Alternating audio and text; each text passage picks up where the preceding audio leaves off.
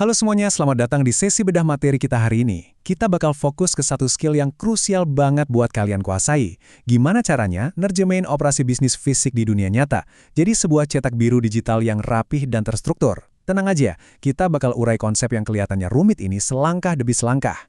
Nah, buat roadmap kita hari ini, ada 5 poin utama yang bakal kita bahas. Kita mulai dari mengubah kekacauan menjadi kejelasan, lalu pemetaan proses bisnis, perjalanan produk dan data, memahami simbol flowchart, sampai akhirnya kita masuk ke merancang workflow aplikasi retail. Yuk langsung aja kita mulai. Oke, kita masuk ke bagian pertama, mengubah kekacauan menjadi kejelasan.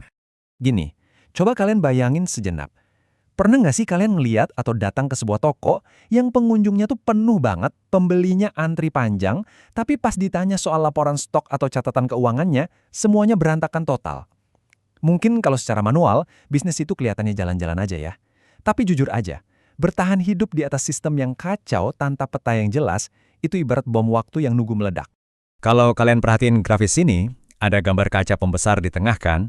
Nah, itu ibarat peran kita nanti sebagai analis sistem. Tugas utama kita itu ngelihat ke dalam benang kusut informasi yang berserakan di sebelah kiri, nyari di mana titik macetnya, terus kita lurusin jadi alur kerja yang logis dan gampang diikutin di sebelah kanan.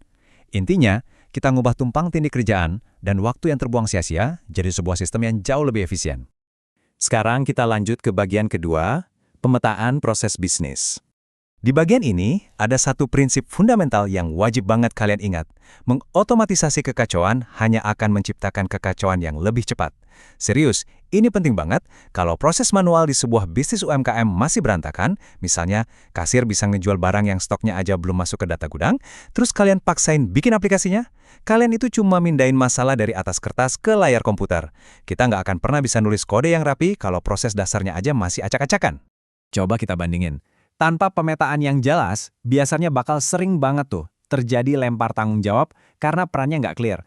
Pas ada data yang salah, semuanya pada bingung nyari siapa biang keroknya.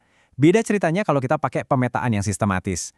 Transaksi jadi jauh lebih cepat karena semua orang ngikutin langkah-langkah standar yang sama. Budaya saling menyalahkan itu hilang, diganti sama alur kerja yang seragam. Plus, kalaupun ada masalah, kita tinggal lacak aja jejak digitalnya. Lanjut ke bagian 3, perjalanan produk dan data. Ngomongin manajemen rantai pasok, kita tuh sebenarnya nggak cuma ngebahas soal truk yang mindahin kardus dari satu tempat ke tempat lain. Coba bayangin kayak gini, setiap produk yang dijual itu ibarat bawa paspor digital.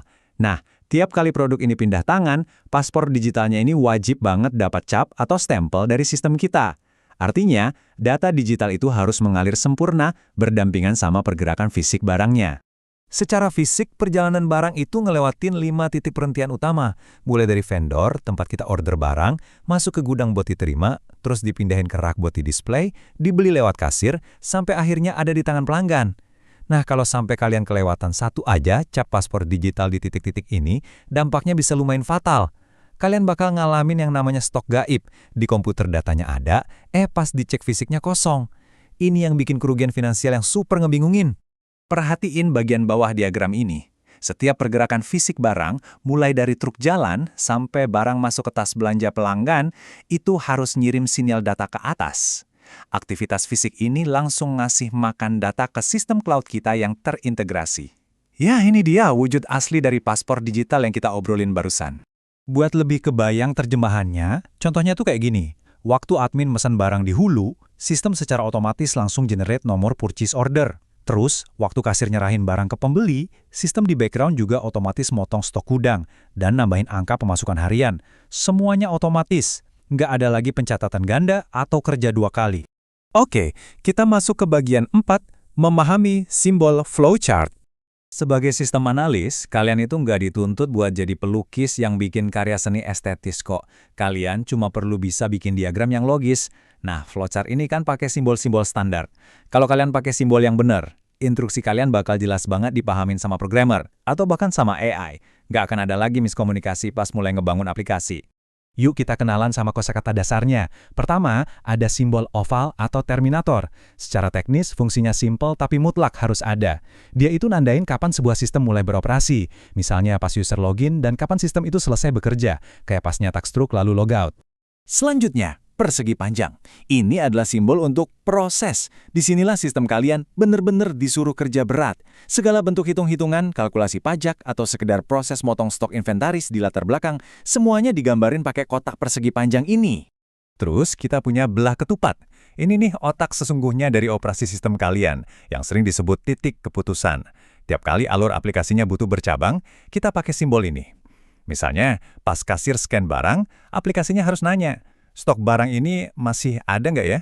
Kalau iya, lanjut transaksi. Kalau tidak, keluarin pesan peringatan. Dan untuk melengkapi kosakata dasar kita, ada jajar genjang. Simbol ini dipakai kapanpun ada interaksi data dengan dunia luar. Input itu pas data masuk ke dalam sistem, kayak scan barcode. Kalau output, itu pas sistem ngeluarin data kembali ke dunia fisik. Contohnya nyetak stok belanja kertas atau nampilin laporan di monitor. Akhirnya kita sampai di bagian kelima, merancang workflow aplikasi retail. Pas kalian mau ngerancang workflow sungguhan, ikutin 5 aturan emas ini ya. Pastiin titik mulai dan akhirnya jelas. Alirkan secara logis dari atas ke bawah. Selalu siapin titik percabangan buat ngantisipasi skenario error. Fokus aja petain satu fitur di satu kanvas biar nggak bingung. Dan pastiin instruksinya pakai kata kerja aktif. Menguasai cara berpikir sistemik lewat pemetaan kayak gini tuh skill yang dicari banget dan sangat bernilai di industri digital saat ini. Tolong resapi quote yang satu ini. Sistem yang hebat menceritakan kondisi bisnis yang sebenarnya melalui aliran data yang lancar dan akurat. Karena pada akhirnya, tujuan kita ngubah bisnis manual yang kacau jadi cetak biru digital itu bukan cuma sekedar demi kelihatan canggih, tapi buat ngasih transparansi dan kemudahan kontrol. Jadi rekan-rekan, mulai deh dari sekarang coba latihan petain alur kerja dari bisnis-bisnis di sekitar kalian. Kalau logika kalian udah terpetakan dengan baik, kalian bakal super siap buat kolaborasi sama AI dalam bikin aplikasi beneran. Pertanyaannya sekarang, proses bisnis berantakan mana nih yang bakal kalian selamatkan pertama kali pakai cetak biru digital ini?